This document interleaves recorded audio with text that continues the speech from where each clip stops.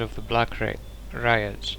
But those who built atop these ruins, they thwarted us, time and again, and so we brought our constructs and our deadliest warriors to the bay outside the city. We laid a mighty siege. We entered the human settlement. We fought past barricades and traps. Some of our constructs are still here, silent and dead. But when we thought we had achieved our greatest victory, a powerful Nano saved them. With his magics he called upon the strength of the ancients and captured us. I thought my life was at an end, but he imprisoned me in slow time, trapped me in my body, used machines to paralyze my will. I still remember our glories, and I see the fated future in front of me, and I am powerless to act. The memories of our triumphs remain always at the forefront of my mind, and I must answer the mocking question of these people or suffer.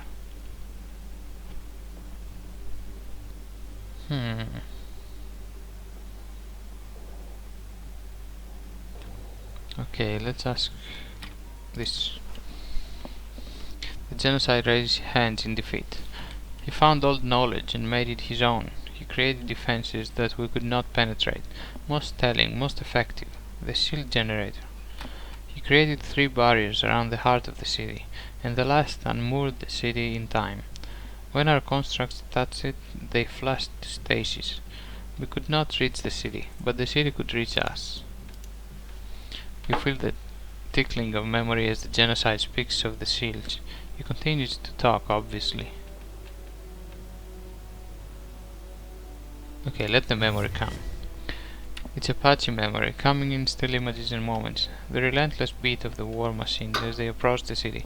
The rivers of the sky in Dirblitz. You remember fighting them on the parapet. You remember fleeing into the safety of the city. You recall making your way to the shield generators, cutting off the Tabath supply lines. Then the memory fades. The genocide watches you silently.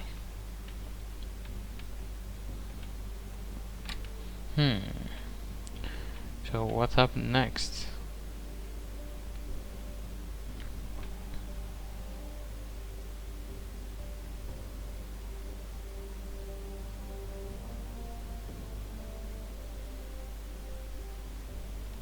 You mentioned the shield generators. I told you their effect. They unmoored the city in time.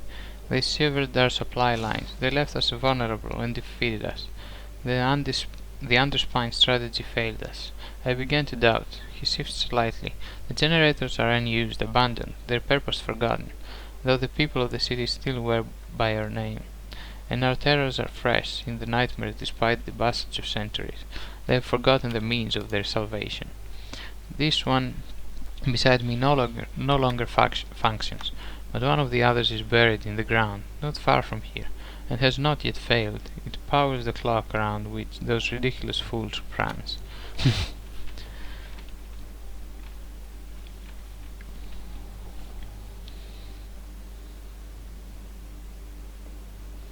You seem very calm. I have been defeated. I have nothing to fight for. My captor castrated me with tools they made to dampen my natural urges. I can remember the actions, I can recall the glory, but I feel shame, regret. I am weakened, but not by my own volition. What does it matter? Those who stood against me are all dead. I am victorious. I no longer fight with a blade. My weapon is time. I do not die. I cannot be wounded. I am held like a beetle in sap. Why would I not be serene? The underspine spoke of my destiny. I was to wage a war unto the edge of the universe, but the universe keeps going, and so it seems must I. Someday I will be free, someday. Until then, I am incorruptible. Okay. How did they stop you from trying to escape? The Nana who raised the city's shield created a device. He called it the Mind Seer. With it, it violated my mind, my memories, and everything that was at the core of my being. In a fit of vengeance, he tore truth from me. He made me betray my people. He rewrote my mind. He gave me perfect clarity into the past, and gelded my ability to shape the future. But the Bach never sought revenge against foes who were mightier than we. We devised stratagems to defeat them. We tested ourselves. We did not punish or hate. Punishment was purification. This, though, is torture. The worst of the city's refuse can mock me now. They can ridicule and jape, and I am powerless to strike them for their impudence. And now they do not even do that. I have become a fixture, an irrelevance, a non-entity. I am the slave too. You hear his teeth grinding as he thinks of the perfect insult. The peacemakers. I must endure their presence and feel their corruption sink into me daily. Some foreign part of me desires it. He thumps his fist into his hand. But I remember that I will triumph over them. Eventually they will die, and I will not. So let's ask about the changing god now. His voice is flat and dead. Others have claimed this. I do not know if they say this to torment me. But if our enemy was a god, even if he was once but a man, then to stand against him is to spit in the face of the divine. The Tabath were a holy people. Humans do not believe it, but our rites were as sacred to us as they were profane to your kind. We accepted the will of the ineffable. Any who still live may yet find the mantle of godhood. To be divine is to be beyond the rule of mortal ethics. Those who would be gods must cast aside these concerns if they are to turn against the old teachings. Okay. So, yeah. Interesting. Let's see. No. Seer. No. Yeah. Do we wanna save the Nectameron? Let's see. Anyone else? No.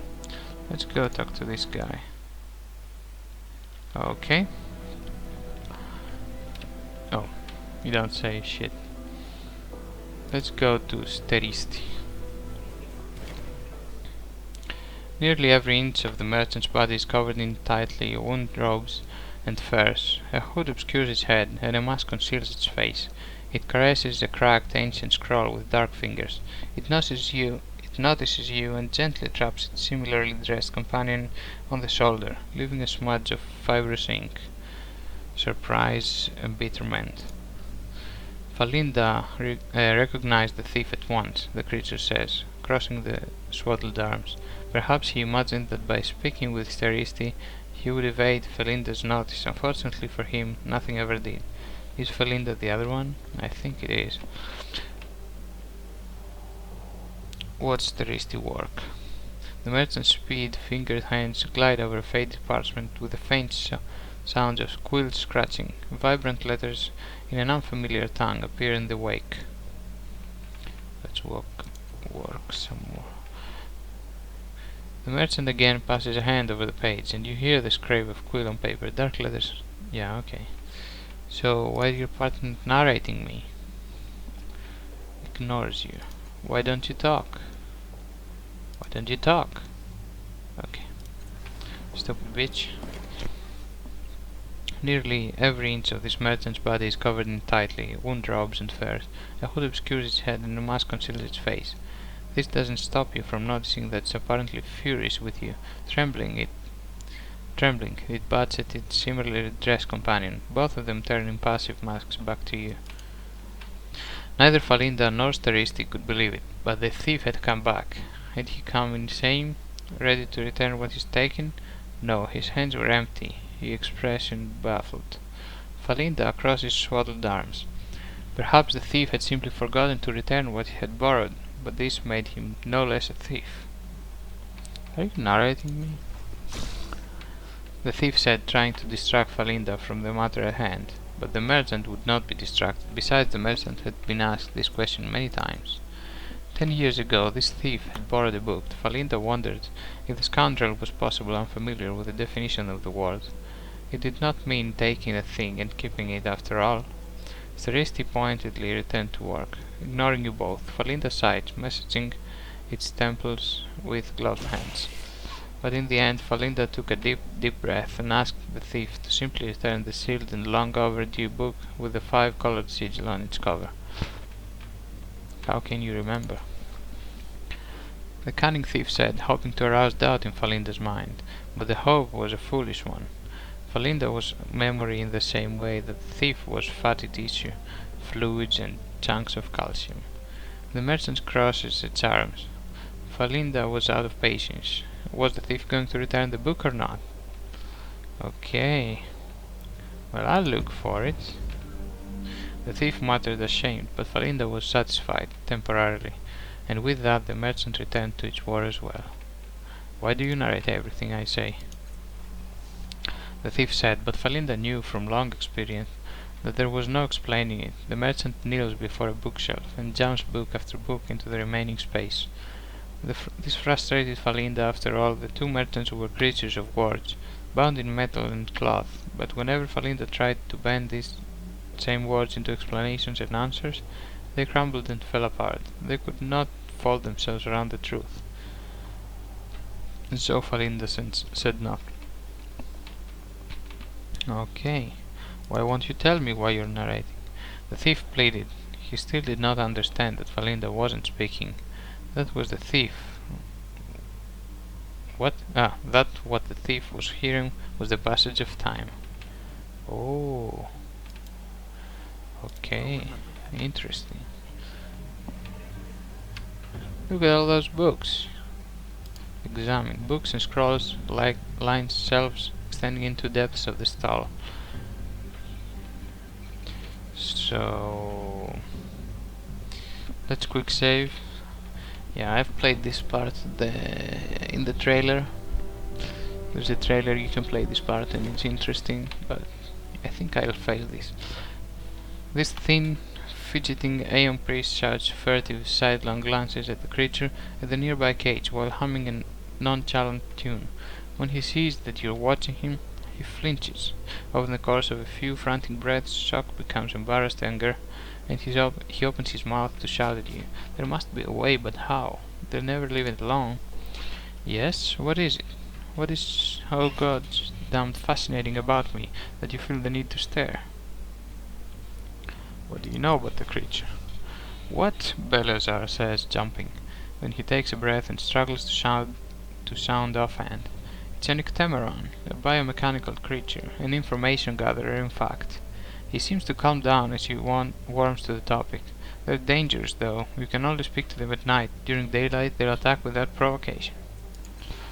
A living repository of knowledge, Callistich murmurs, watching the creature. I wonder what place it has been, what it knows. Belazar's eyes narrow suspiciously. You're planning something. Belazar weighs the intent of your words with narrowed eyes. Are you with the Order of Truth or just snooping?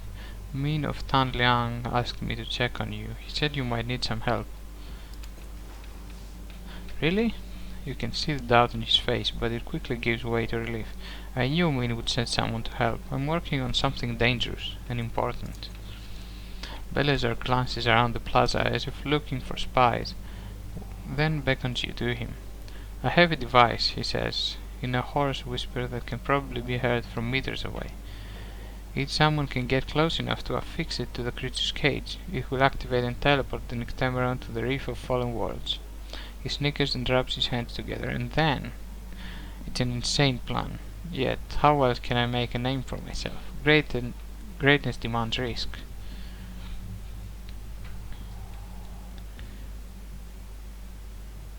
You studied? In a manner of speaking. Biomechanical organisms fascinate me, and ictemerons doubtly so. I've never gotten to examine one up close, so he lowers his voice. I want you to teleport the creature out of its cage, kill it, and bring me the memory organ. No way. Isn't that murder? Please, Belazar said, rolling his eyes so hard you're surprised you can't hear them squeaking in their socket. It's a machine, it's not alive. If it makes you feel better, tell yourself you're deactivating a faulty device that will defend itself with lethal force.